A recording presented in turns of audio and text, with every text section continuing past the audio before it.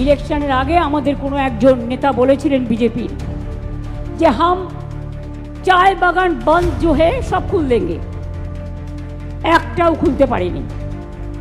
আমি মলয় ঘটক, ঋত, গৌতম এদের সবাইকে এবং প্রকাশ বাড়ির থেকে শুরু করে গৌতম থেকে শুরু করে সবাইকে, গঙ্গাপ্রসাদ শর্মা থেকে শুরু করে সবাইকে ধন্যবাদ জানাচ্ছি যে এই জেলায় আলিপুরদুয়ার জেলায় 8টি, জলপাইগুড়ি জেলায় 7টি চা বাগান খোলা হয়েছে।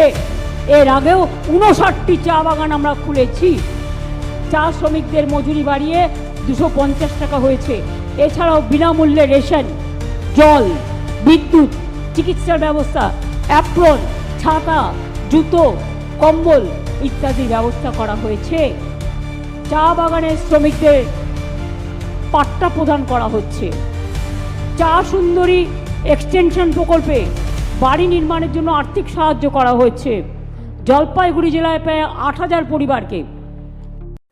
নতুন নতুন আপডেটের জন্য ফলো করুন নিউজ আপ ডেইলি।